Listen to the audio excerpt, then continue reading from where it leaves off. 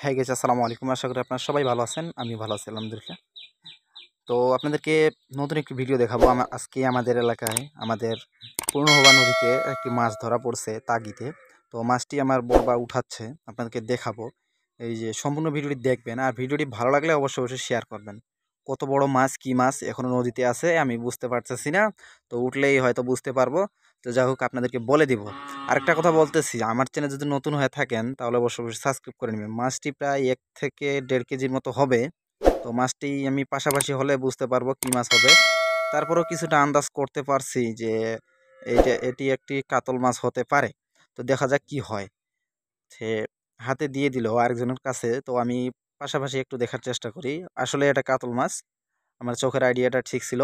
তো আমি অনেকদিন যাবৎ ভিডিও নিয়ে আসতেছি আপনাদের সামনে, আপনারা ঠিকভাবে গুরুত্ব দিচ্ছেন না একটু।